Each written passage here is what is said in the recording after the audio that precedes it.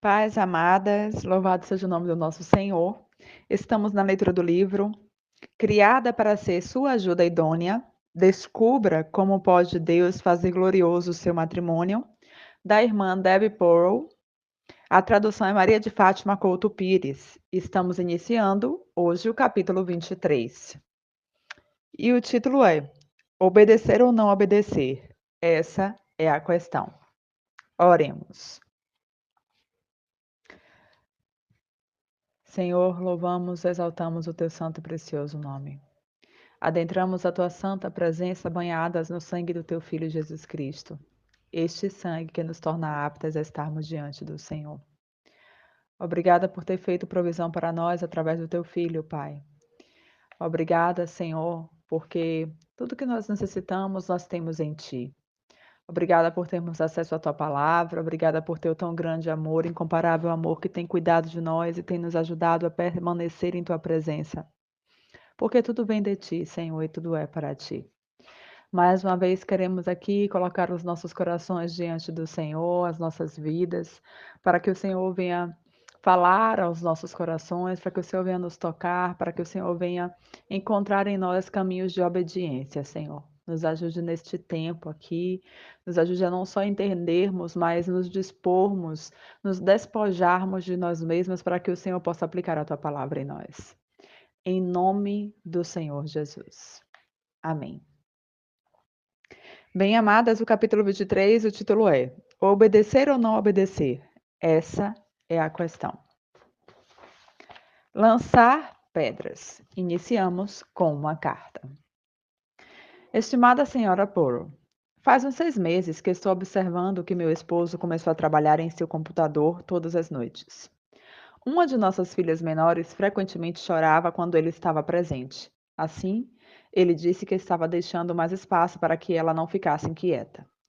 Além do mais, estava cansado e queria alguma tranquilidade depois de trabalhar o dia todo. No meu interior, eu duvidei, mas eu deixei passar. Com o passar do tempo, as suas noites no quarto iniciavam cada vez mais cedo e se prolongavam, e dizia que era pesquisa para o trabalho ou que estava tratando de construir um portal na web. Em ocasiões, eu abria a porta para falar com ele sobre algum assunto, mas a porta estava trancada.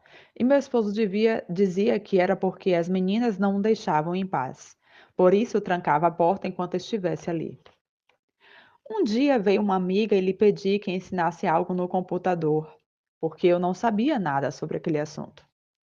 Ela se surpreendeu porque havia sido retirada parte do cabo de maneira que não podia ligar. Nesse momento, finalmente reconheci que meu maravilhoso marido, educador de um lar e um líder em uma igreja, estava enganado pela pornografia. Eu arrumei as cortinas, deixando a abertura e movi um pouco a tela do computador no escritório para poder ver a tela quando eu olhasse pela janela do lado de fora. Todo o dia o meu sangue então ferveu e foi ficando cada vez mais quente. Eu estava com tanta raiva que me espantava. O meu esposo foi ao quarto do computador ao terminar de jantar. Esperei até estar segura de que os meninos estivessem dormindo e logo saí para juntar-me ao seu trabalho. O que na sua tela foi espantoso. Entretanto, eu nunca duvidei. Eu sinto repugnância de que essas coisas o atraíam. Retirei-me com nojo, com vontade de lançar sobre ele a ira de Deus. Imediatamente eu lembrei-me das enormes pedras ao redor do jardim em que eu me encontrava. Eu tomei uma pedra do tamanho de um prato e a lancei pela janela com todas as minhas forças. Atravessou e fez em pedaços essa janela. Anderson recentemente o havia colocado. Mas quando eu entrei em casa, meu esposo ia saindo com toda a correria para deter o mal. Eu encontrei com ele e fui correndo diretamente a seu quarto, carregando outra pedra, e eu terminei então com a tarefa. Quando ele escutou os golpes lá dentro, compreendeu que havia sido descoberto. Eu estava gritando como uma louca e sangrando de algumas feridas superficiais que me havia feito o vidro que voou. Despertaram os meninos e vieram chorando. Isso se tornou um escândalo dos piores. O meu esposo tratou de falar que eu era uma mulher histérica e que eu não havia visto nada de pornografia. Porém, eu já não acreditava em suas necessidades farisaicas. E disse-lhe que pela manhã ia chamar a todos os nossos conhecidos, incluindo a mãe dele, para contar-lhes exatamente o que eu havia visto. Logo começou a dizer que havia sido a primeira vez. Isto só me fez ficar com muito mais raiva. E finalmente viu que sua farsa havia terminado e começou a desmoronar-se de temor e vergonha de ser descoberto. Não lamento as minhas ações, nem por um momento sequer. Sinto que Deus estava pelo menos tão enojado como eu, de que este homem que espera sua esposa e seus filhos que exemplifique a Cristo, se oculte atrás de uma porta para ver imagens sujas. Eu não disse nada a ninguém, mas ele sabe que se alguma outra vez entrar e fechar a porta ou se apartar de sua família de novo, eu vou dar por o fato de que está ocupando o seu malvado ofício e o direi aos quatro ventos. Eu não considero isso uma chantagem, é apenas uma prestação de contas. Ele tem demonstrado que não é confiável e que usa sua autoridade e influência religiosa para encobrir seus pecados. Assim, então, as portas devem estar abertas o tempo todo e eu e os meninos termos acesso em todo o momento aonde ele estiver. E ele não tenha um trabalho que tenha liberdade para jogar o computador. E ele também não sairá durante a noite sem que seja acompanhado de um dos meninos.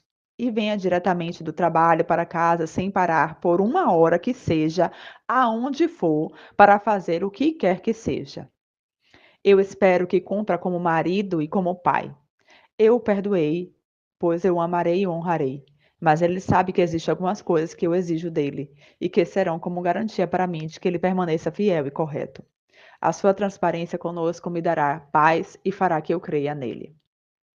Escrevo isso como um testemunho para que vocês o compartilhem com outros. Eu sei que vocês falam contra o controle religioso da mulher, entretanto, por algum motivo, eu creio que compreenderam e aprovam o que eu estou fazendo. Situações drásticas requerem medidas drásticas. Considero que se eu houvesse acumulado minhas suspeitas e houvesse tratado de argumentar com meu marido, ele nunca confessaria o seu pecado e eu haveria ficado velha e amargurada, sabendo que ele era um enganador e infiel.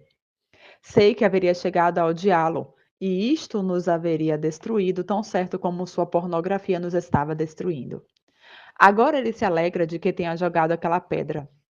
E disse-me que seu primeiro pensamento foi de que Deus acabava de entrar no quarto, e eu o assustei terrivelmente. Disse que era necessário ver o quanto me irritava a pornografia para poder ver o mal que era na realidade. Agora estamos reconstruindo, e sabemos que isso vai levar um tempo. Eu sinto que estamos passando por uma batalha terrível e ambos nós dois estamos cansados. Porém, sentimos alívio de que já tenham terminado. Sei que existem muitas mulheres que estão na mesma situação que eu. Orem por nós. Orem por meu marido. Assinada Shannon. Quando não obedecer. Cláusula de limitação. A Bíblia nos dá um exemplo de uma circunstância debaixo da qual é incorreto que uma esposa obedeça seu marido, Atos 5, do versículo 1 a 10. Número 1. Porém, certo homem chamado Ananias, com Safira, sua mulher, vendeu um terreno. Versículo 2. E subtraindo parte do preço, sabendo também sua mulher e trazendo somente uma parte, a colocou sob os pés dos apóstolos. E então disse Pedro: Ananias, por que encheu Satanás o seu coração para que mentisse ao Espírito Santo e subtraísse do preço do terreno? Retendo-o, seria seu. E vendido tão estava também no seu poder? Por que puseste isso no seu coração? Não mentiste a homens, mas mentiste a Deus. Ao ouvir Ananias esta palavra, ele caiu e morreu. E veio um grande temor sobre todos que o ouviram. E levantando-se uns jovens, o envolveram e, levando-o, sepultaram. Passando um tempo, como mais ou menos de 3 horas, sucedeu que entrou a sua mulher, não sabendo o que havia acontecido. Então Pedro lhe disse: Diga-me, vendeste entanto o terreno? Ela disse: Sim, vendi, portanto. E Pedro lhe disse: Por que combinaste para tentar o Espírito Santo? Eis aqui na porta os pés dos que sepultaram o seu marido, e eles te levarão também. No mesmo instante, ela caiu aos pés dele e morreu. E quando entraram os jovens, a acharam morta e a levaram e a sepultaram junto com o seu marido. Atos 5, do versículo 1 ao 10. Este livro não estaria completo se não falássemos do assunto do que deve fazer uma mulher se sabe que seu marido está violando a lei de Deus e dos homens, porque seu pecado pode levar a ela ao cárcere, ou que seus atos pecaminosos podem ocasionar a morte dela e dos filhos, como no caso de que ele a contagie com uma síntese. Existe algum caso em que uma mulher deve desobedecer ao seu marido? Como este é um assunto doutrinal, eu pedi ao meu marido estudioso que me ajudasse então a responder. E ele tem contribuído com parte sobre quando tem que desobedecer. A contribuição de Michael Porro. Toda a autoridade pertence a Deus. Paulo ensinou que devemos submeter-nos às autoridades superiores, contudo, houve ocasião em que ele e os apóstolos obedeceram muito bem a Deus. Sabemos que quando o governo judeu-romano ordenou que a igreja primitiva atuasse contra as escrituras, Pedro disse: é necessário obedecer a Deus e não aos homens. Atos 5, versículo 29. Este e outros exemplos estabelecem o fato de que pode haver exceções da obediência às autoridades debaixo da qual nos encontramos. Muitas mulheres desobedecem a seus maridos, alegando que estão obedecendo mais a Deus. Acostumam-se a duvidar sempre de seu juízo e interpretam suas decisões à sua maneira.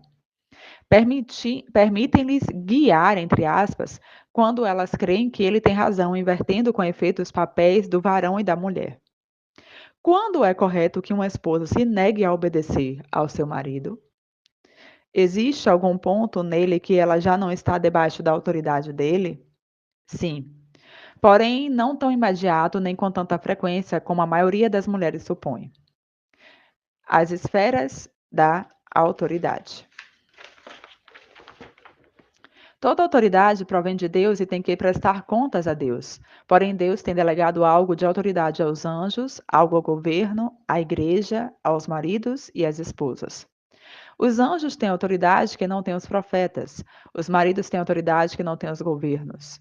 De igual modo, os governos têm autoridade que não têm os anjos nem os maridos têm. Deus tem definido a jurisdição de cada autoridade. Por exemplo, nem os governos, nem os maridos têm direito de legislar na esfera da fé, nem da moralidade. Deus se reserva unicamente a este direito. Não, Deus se reserva a esse direito. A igreja não tem direito de intrometer-se nos assuntos da família, a menos que seja assunto de doutrina falsa ou de imoralidade. Um marido não tem direito de violar as leis justas de Deus nem dos homens, e nem tem direito de obrigar a sua esposa e seus filhos a fazerem isso. Naquelas áreas em que Deus tem delegado autoridade a alguém, ele tem cedido certa quantidade de controle a essa autoridade, para o bem ou para o mal. Deus não controla os detalhes em todas as esferas de autoridade. Ele dá certa tolerância para que a autoridade que equivoque seja. Perdão, irmãs. Ele dá certa tolerância para que a autoridade de equívoco, sem que perca o cargo. Toda a nossa vida está encerrada em uma cadeia de comando. Temos que prestar contas a outros, a quem, por sua vez, tem que render contas a Deus. Jesus Cristo ensinou esferas de autoridade. Jesus confirmou enfaticamente que Deus tem estabelecido diferentes esferas de autoridade quando disse: dá, pois, a César o que é de César e a Deus o que é de Deus. Mateus 22, versículos 15 a 22. Ou seja, que o governo tem sua jurisdição e Deus tem a sua. Não há conflito com respeito a cada uma de suas esferas de autoridade. Quando Deus lhe concedeu o governo, o poder de governar em áreas humanas, lhe cedeu o poder para cobrar os impostos que eles decidissem. Deus não intervém para evitar que o governo cobre um imposto justo. Essa é uma esfera da influência que pertence exclusivamente ao governo, ainda que esse governo abuse do poder. O princípio é aplicado a toda autoridade delegada, como, por exemplo, os polícias, juízes, governantes, presidentes, reis, maridos, igrejas e pais sobre os seus filhos.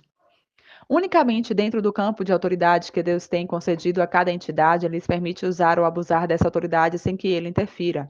Sem qualquer autoridade abusa do seu poder, se qualquer autoridade abusa do seu poder, mas além do que Deus tem se permitido, está sujeita a um poder superior, como quando o marido maltrata fisicamente a sua esposa e tem que prestar contas ao poder do Estado.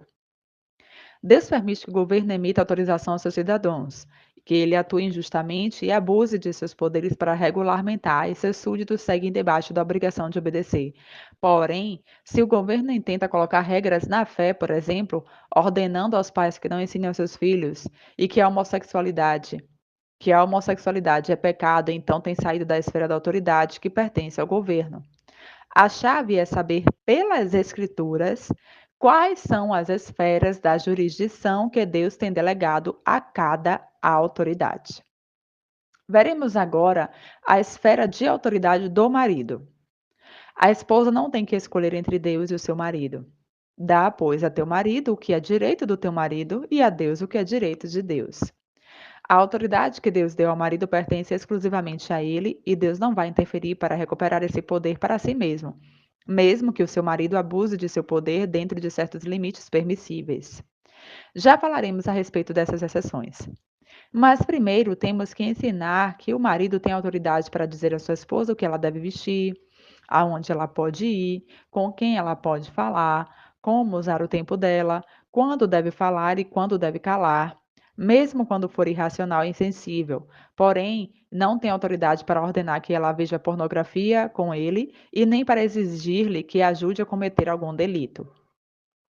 De igual maneira, a autoridade dos pais não inclui o direito de ordenar ao menino que participe em imoralidade, aborto e nem outras coisas, nem nada que possa contaminar a consciência da criança diante de Deus ou que faça violar as leis justas do país. Contudo, o filho tem que seguir honrando o cargo do pai, mesmo que o pai seja imaturo e a maltrate verbalmente. As esposas devem obedecer a um marido irracional e áspero, a menos que ordene a menos que ordene a sua esposa que minta ao Espírito Santo, como fez Ananias. Em tal caso, a esposa deve antes obedecer a Deus acima do próprio marido. O marido tem autoridade para praticar sexo natural com sua esposa, porém não tem autoridade de obrigá-la a praticar sexo antinatural. Aqui, entre aspas, o sexo anal. Igualmente, a esposa tem autoridade para requerer o corpo de seu marido para satisfação sexual. Este princípio parece óbvio e simples quando se expressa em teorias. Esta moeda matrimonial tem dois lados. Por um lado, a esposa deve obedecer a seu marido em tudo, reverenciando-o, servindo como ao Senhor. Por outro, se ele sai de sua esfera de autoridade e intenta ordenar-lhe que faça algo ilegal ou algo anormal, ela deve obedecer a Deus ou ao governo, de acordo com o caso. Agora, se os maridos sempre governarem seus lares em santidade e justiça, não haverá necessidade de exceções para a audiência. Porém, se esse não for o caso, nem tem sido o caso por séculos a séculos, certamente não há homem justo na terra que faça o bem e que nunca peque, como está escrito em Eclesiastes 7, versículo 20. Contudo, Deus, mesmo assim, reconhecendo o fato da pecaminosidade do homem, ainda assim ordena que a esposa respeite e obedeça ao seu marido no Senhor. A chave, pois, é que a esposa tenha sabedoria para saber o que é e que se encontra dentro da esfera da autoridade do seu marido e da esfera da autoridade de Deus, a tarefa esmagadora para a mente carnal.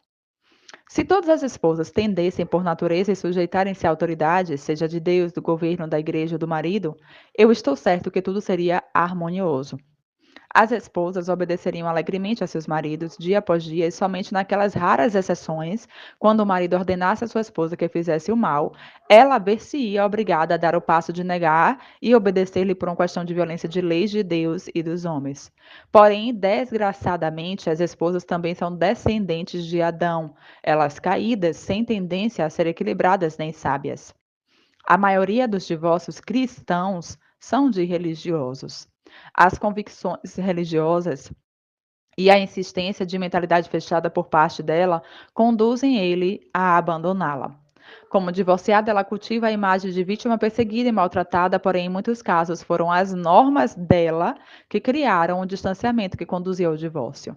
E o diabo, ele ri, só que os filhos choram, e o grupo de solteiros na igreja cresce. Não é irônico que os ensinos de Cristo sejam culpados de que uma mulher desobedeça e desonre ao seu marido? Deus passa sobre a autoridade do marido quando este a usa de maneira injusta. Então, onde está o limite? Deus não intervém para despojar o pai de sua autoridade quando deixa ver que ele é iracundo e que descuida de seus filhos, ou quando ele se excede em seu castigo no corpo. Entretanto, não ultrapassa os limites que violam as leis justas do país ou chegue à categoria do que constitui violência contra outro ser humano. Continua sendo o dever dos filhos obedecerem a um pai irracional e áspero. De igual maneira, a esposa deve obedecer a um marido irracional e instável, porque continuam com a posição de cabeça. Entretanto, que não cruzem a linha roxa brilhante até os atos criminais ou obriguem a família a uma conduta imoral, desencadeando a intervenção de Deus ou do governo. Isto é bíblico em todos os sentidos. Considera a seguinte passagem sobre este princípio de autoridade. Padecendo moléstias injustamente. Na passagem de 1 Pedro, finalmente passará a comentar a obediência das esposas e seus maridos, porém começa como fizemos em nosso estudo do tema, abordando o conceito geral de esferas de autoridade. Em 1 Pedro, capítulo 2, do versículo 13 ao 23, diz assim: por causa do Senhor, submetendo-nos a toda instituição humana, quer seja rei como superior, quer os governos como por ele enviados para castigo dos malfeitores e louvor dos que fazem o bem. Porque esta é a vontade de Deus, que fazendo o bem faça escalar a ignorância dos homens insensatos. Como livres, porém, não como os que usam a liberdade como pretexto para fazer o mal, e sim como servos de Deus. Honra a todos, amando aos irmãos, temendo a Deus, honrando ao rei. A Bíblia, ela é muito clara, ordenando-nos que nos sujeitemos a toda instituição humana que existe sobre nós, inclusive homens ignorantes e nécios. O versículo 16 sinaliza que, em realidade, somos livres das leis humanas, porque estamos debaixo da lei muito mais alta, que é a lei de Deus. Gozamos de uma liberdade, porém, nos adverte que não usemos de nossa liberdade para ocultar malícia. E dizer, nós não temos que disfarçar nossa malícia na vestimenta de nossa liberdade em Cristo. Em outras palavras, não te rebeles por razões egoístas e mais justas. O pretexto de todo rebelde sempre tem sido este. A passagem continua desenvolvendo o mesmo princípio, porém agora se referindo ao servo debaixo da autoridade do seu amo, ou em tempos modernos, patrões e empregados. Servos, versículo 18, servos, estejam sujeitos com todo respeito a vossos senhores, não somente aos bons e amáveis, e sim também aos difíceis de suportar, porque isso merece aprovação. Se alguém, por causa da consciência para com Deus, suporta tristezas, padecendo injustamente. Pois que glória há se pecando sois esbofeteados e o suportais, mas se fazendo bem sofres e o suportas, isso certamente é aprovado diante de Deus. Aqui é onde se resolve o problema. O servo deve estar sujeito ao seu senhor, seja bom e amável ou difícil de suportar, torto, perverso, ímpio, injusto, áspero. Mesmo que uma pessoa em autoridade lhe ocasione às suas subalternas moléstias e padecimentos, Deus manda ao servo que o suporte e o tome com paciência. O servo não tem a opção de dizer que o amo não está atuando dentro da vontade de Deus e, portanto, não merece obediência. É aprovado diante de Deus, a vontade de Deus, que o subalterno padeça injustamente e o suporte com paciência. Certamente te perguntarás: por que será a vontade de Deus que o subalterno sofra por mãos de uma autoridade injusta e perversa? Duas razões são óbvias. Uma das quais já temos mencionado. Primeiro, a cadeia de autoridade deve permanecer intacta, mesmo que isso signifique tolerar algo abusivo. A outra razão se introduz no versículo 20, que fala sobre manifestação da glória. Fomos criados por Deus e colocados nessa terra para expressar a sua glória. Isso está descrito no Salmo 8, versículo 5, Isaías 43, versículo 7, Romanos 2, versículo 7, Hebreus 2, versículo 7. Jesus Cristo não viveu sua vida com comodidades para seu próprio prazer.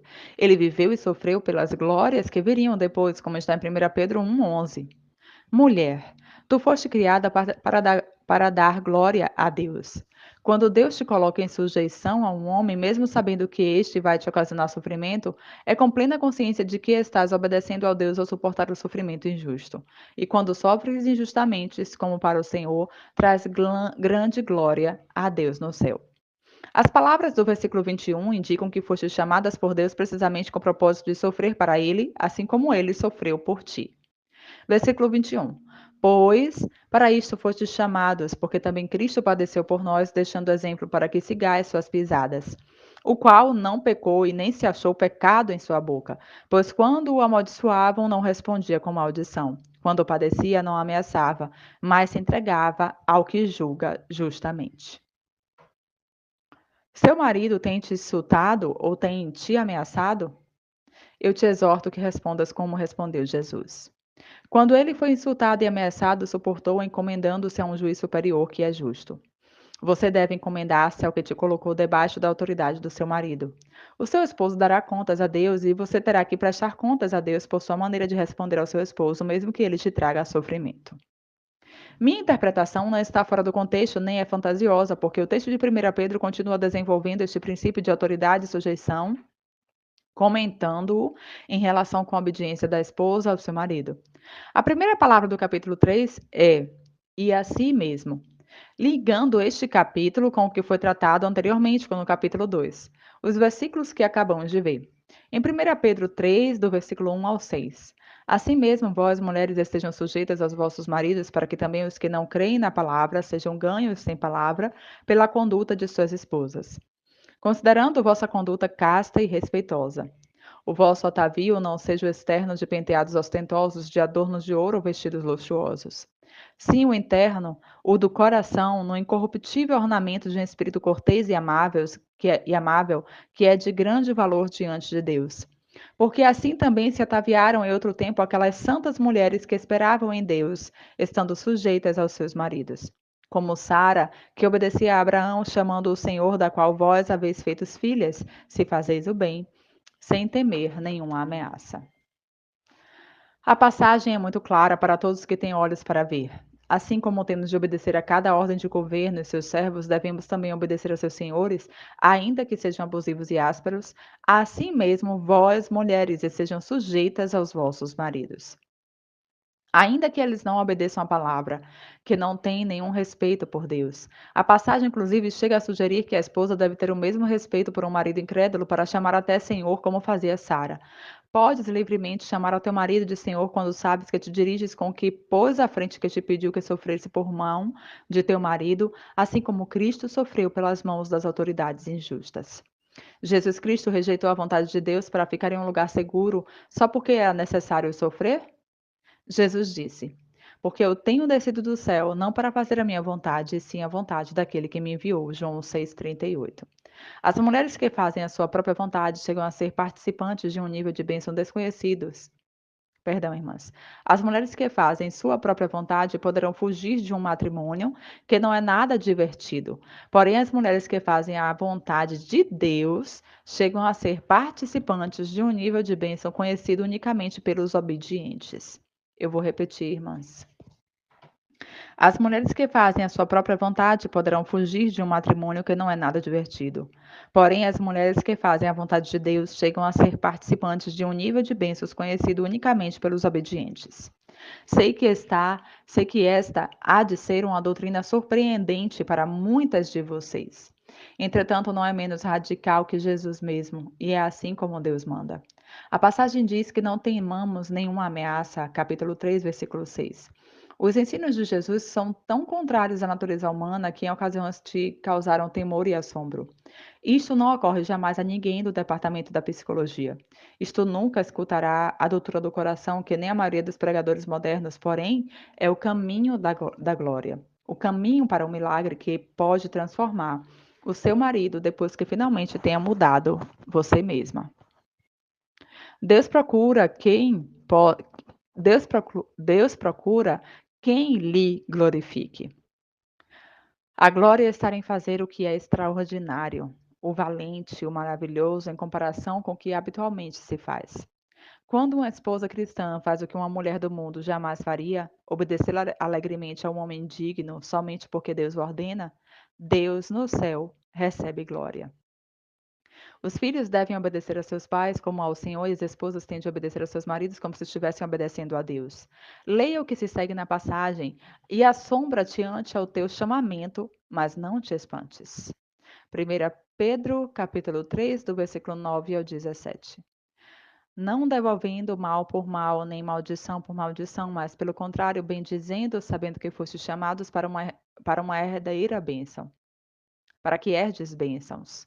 Quando suporta a maldade, a maldição, sem devolvê-la, você recebe uma bênção. Não é como um Marte, mas sim como quem adora a Deus. Versículo 10. Porque quem quer amar a vida e viver dias bons, refreia a sua língua do mal e seus lábios não falem engano. Aparte-se do mal e faça o bem, busque a paz e siga, porque os olhos do Senhor estão sobre os justos e os ouvidos atentos às suas orações, porém o rosto do Senhor está contra aqueles que fazem o mal. Quem é aquele que os poderá fazer dano se vós outros seguirem o bem? Se você ama a vida, minha amada irmã, e quer chegar à velhice com paz e contentamento, então se abstenha de devolver palavras más, porque os olhos do Senhor observam tudo o que ocorre. Os seus ouvidos estão abertos às suas orações quando obedeces a ele e a seu marido. Então vem a promessa: se estás seguindo a Deus, não te virá nenhum dano por fazer o que é bom. Versículo 14. Mas também, se alguma coisa padecesse por causa da injustiça, bem-aventuradas sois vós. Portanto, não os amedronteis por temor deles, nem os conturbeis. Amada irmã, receberás uma bênção quando sofrer por causa da justiça. É dizer, quando obedeces a Deus mediante a obediência ao teu marido, não devolvendo mal por mal. Será feliz. Sendo assim, não tenhas temor, nem te inquietes pelo que você tenha que suportar. Versículo 15.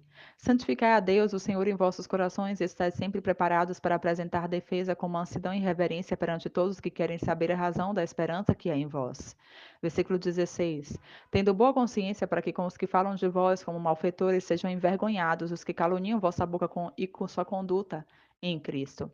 17. Porque é melhor que padeças fazendo o bem, se a vontade de Deus assim o quer, do que fazendo o mal. Se não por teu marido, amada, pelo menos por Deus, deves estar disposta a sofrer e fazer o bem.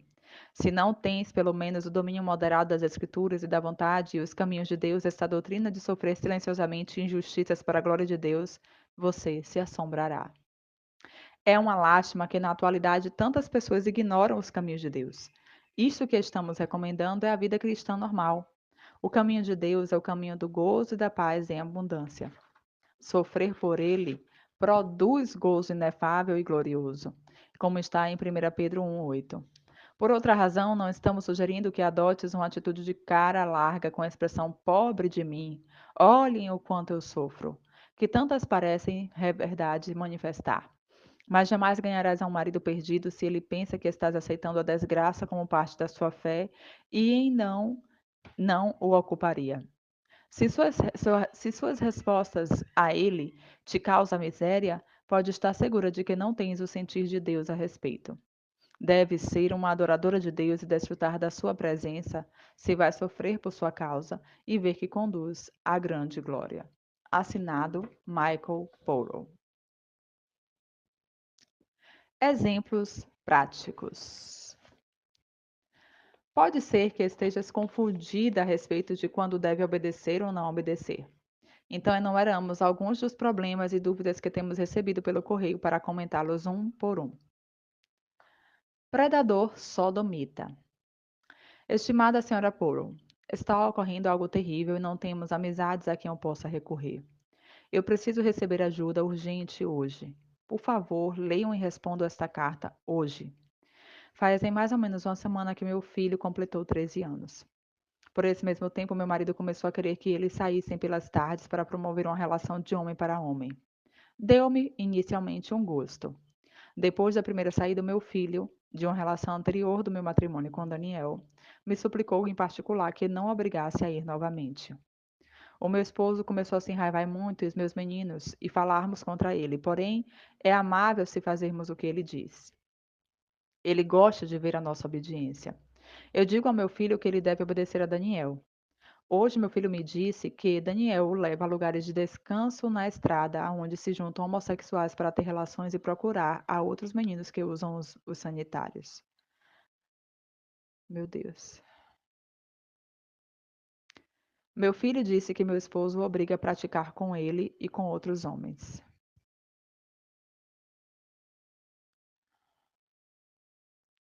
Eu sabia muito, perdão, irmãs.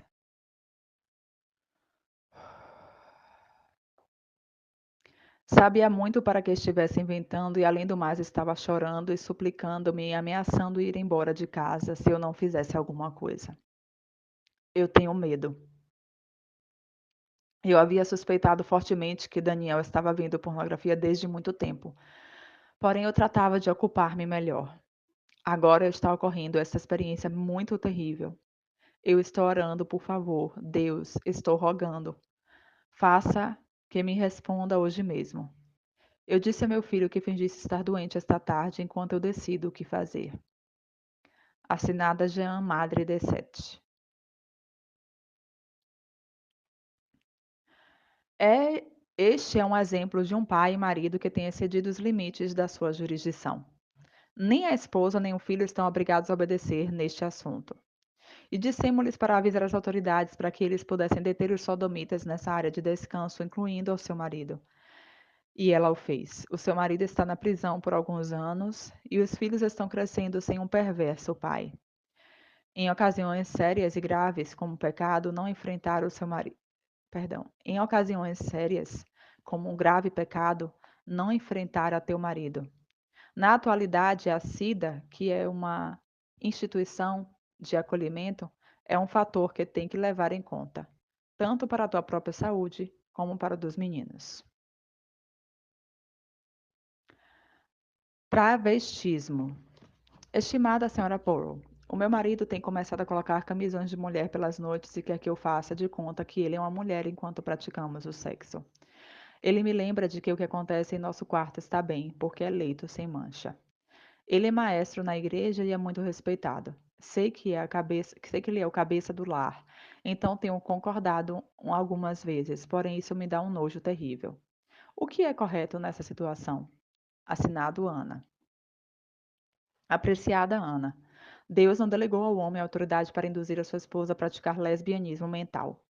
Se ela o obedece, estaria cometendo sodomia em seu coração.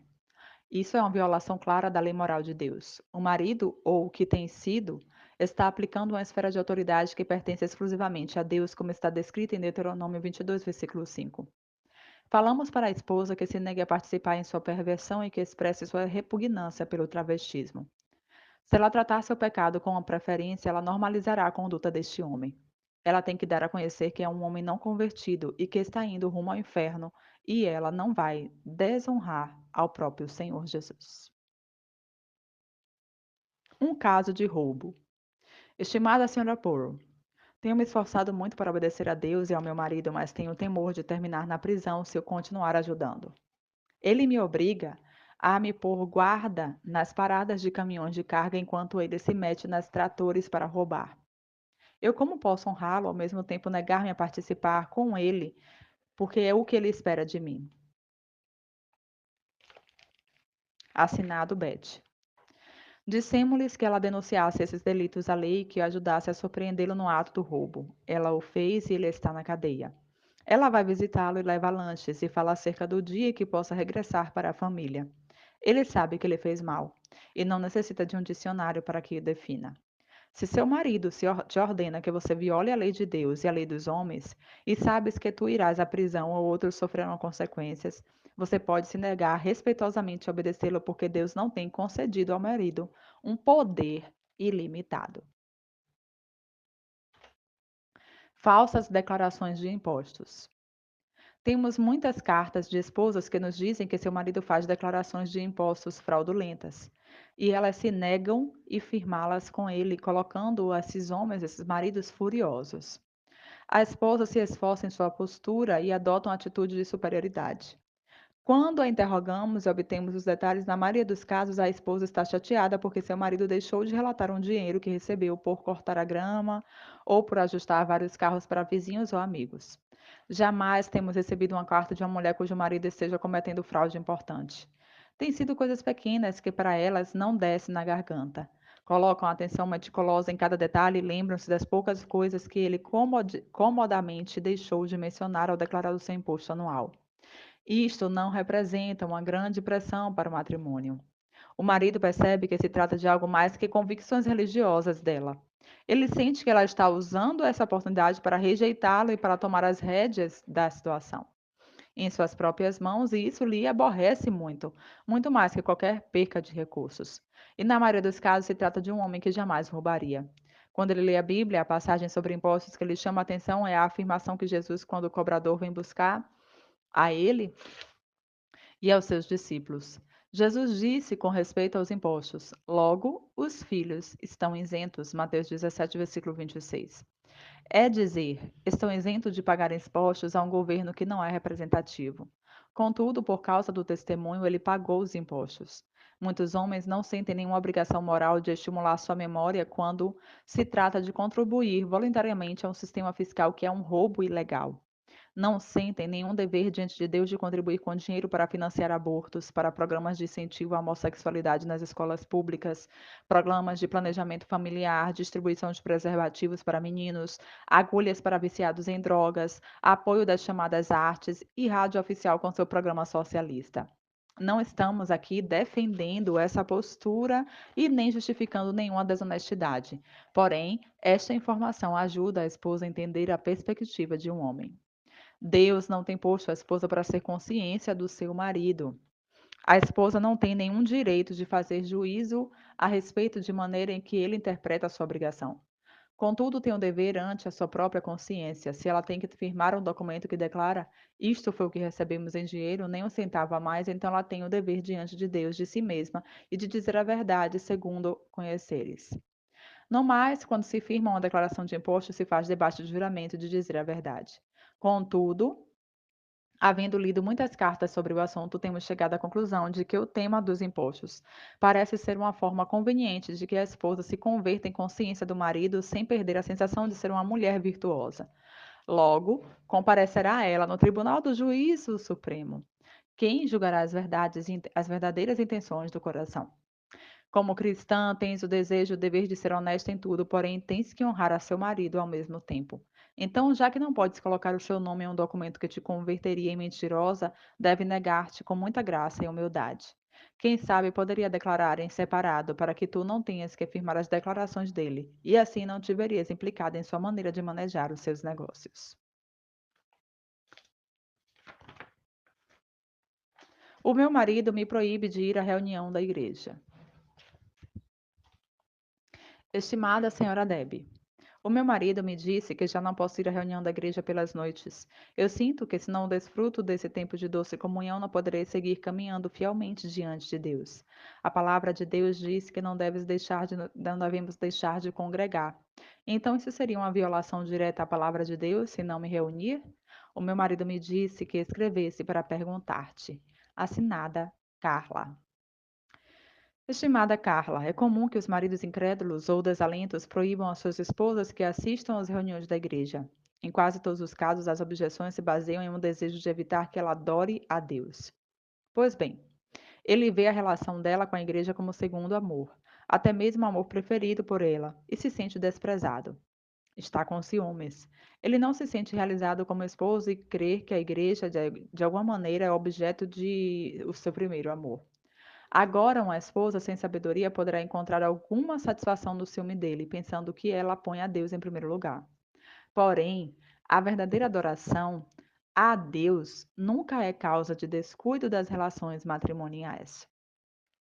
O amor por Deus e serviço a Ele deve fazer-te uma esposa mais atenta e uma melhor amante do seu marido. O centro do assunto é que, se o seu marido não quer que você vá à igreja, então fique em casa e pinte as paredes com ele. Saiam para pescar ou para as compras, ou o que ele quiser fazer, e faça isso de uma forma muito agradável. Obedecer com desilusão e rangendo os dentes não é obediência. Isso se chama vingança. Meu marido me proíbe de ir à reunião da igreja. Estimada Deb, meu marido me disse que já não posso ir à reunião da igreja pelas noites. Eu sinto que se não desfruto desse tempo de doce comunhão, eu não poderei seguir caminhando fielmente diante de Deus. A palavra de Deus diz que não devemos deixar de nos congregar, então isso seria uma violação direta à palavra de Deus se não me reunir. O meu marido me disse que escrevesse para perguntar-te. Estimada Carla, é comum que os maridos incrédulos ou desalentos proíbam as suas esposas que assistam às reuniões da igreja. Em quase todos os casos, as objeções se baseiam no desejo de evitar que ela adore a Deus. Pois bem, ele vê a relação dela com a igreja como segundo amor, até mesmo amor preferido por ela. Ele se sente desprezado. Ele tem ciúmes. Ele não se sente realizado como esposo e crer que a igreja, de alguma maneira, é objeto do seu primeiro amor. Agora, uma esposa sem sabedoria poderá encontrar alguma satisfação no ciúme dele, pensando que ela põe a Deus em primeiro lugar. Porém, a verdadeira adoração a Deus nunca é causa de descuido das relações matrimoniais. O amor por Deus e serviço a Ele deve fazer-te uma esposa mais atenta, uma mulher e uma melhor amante do teu marido. O centro do assunto é que, se seu marido não quer que você vá à igreja, então fique em casa. Pinte as paredes com ele, saia para pescar ou para fazer compras, para fazer o que ele quiser. E faça isso de forma agradável. Obedecer com desilusão e rangindo os dentes não é obediência. Isso se chama vingança. O centro do assunto. Se uma esposa tem uma atitude de rebeldia, ela será capaz de encontrar 1000 exceções para a obediência. Porém, se uma mulher realmente estiver buscando a Deus e pedindo sabedoria do alto, poderá discernir a diferença entre seu próprio espírito controlador e aquela rara instância nas quais o marido pode ordenar algo fora da sua esfera de autoridade, requerendo intervenção legal. As mulheres que ameaçam como denunciá-lo à lei, ou mulheres que se negam a atender ao telefone exceto para dizer ele está aqui, porém se nega a falar, são rebeldes. Jamais chegarão a ingressar ao salão da fama de Hebreus 11, onde está Sara. Nem tampouco chegarão a ter um matrimônio divino na terra. Irão para os seus túmulos sem ser amadas nem queridas, um total fracasso como a mulher que Deus quis que fosse. A sabedoria nos outorga a capacidade para usar nossa mente e espírito para manejar pequenos problemas com graça e dignidade. Para vocês que estão suportando maus tratos verbal e físico, estamos conscientes de que, estatisticamente, é provável que permaneças com o seu marido. Portanto, é importante que entendas como falar e conduzir-te de uma maneira que conserve sua segurança física e emocional e que, em última instância, ganhe o seu marido. A Bíblia nos relata vários exemplos de esposas que se encontravam em circunstâncias terríveis e que conceberam diversas ideias para mostrar honra se desobedecer. Por exemplo, Esther, que foi entregue como a esposa a um homem ímpio e divorciado, evitou o massacre e a morte mediante astúcia ágil e grande valor quando seu marido publicou um decreto imprudente. Leia a história completa do livro de Esther e consulte o estudo de Esther. Falaremos agora sobre a história de Abigail. A escritura relata a história de uma exceção na qual a mulher se viu obrigada pela lei de seus pais à conservação de seu povo e atuar contra a vontade do seu marido. Essa é a famosa história do amor de Davi, que é Abigail. Quando Davi, o rei de Israel, vivia no exílio, fugindo do rei Saul, ele formou um exército de homens que entrou como força policial para proteger as pessoas da terra que lá viviam. Esta milícia dependia dos camponeses e agricultores para poder se alimentar, remuneração para a proteção que os blindavam. Nessa ocasião, Davi enviou uma mensagem a um dos agricultores dessa localidade chamado Nabal, pedindo que lhe enviasse os alimentos que precisava pelos seus mensageiros. Nabal se negou determinadamente a dar-lhes alimento. Davi, irado, preparou a vingança pela afronta que esse homem ímpio contra a misericórdia justa e a justiça de Deus. Porque Davi era o braço da misericórdia de Deus, ele era o seu ungido. Então que desejava destruir a Nabal e sua gente inocente. Isso está descrito em 1 Samuel, capítulo 25, e vamos ler agora do versículo 13 ao versículo 38. Pelo que disse Davi e os seus homens, cada um cinge a sua espada, e cada um cingiu a sua espada. E cingiu Davi também a sua. E subiram após Davi uns 400 homens, e 200 ficaram com a bagagem. Porém, um dentre os jovens anunciou a Abigail, a mulher de Nabal, dizendo: Eis que Davi enviou mensageiros desde o deserto a saudar o nosso amo, porém ele se lançou sobre eles. Todavia, aqueles homens têm sido muito bons para conosco. Eles nunca nos trataram mal, nem nos faltou nada em tempo algum que andamos com ele, quando estávamos no campo. Os homens de Davi eram soldados de Davi, protegendo os lavradores de muitos ladrões que tinham naquela região.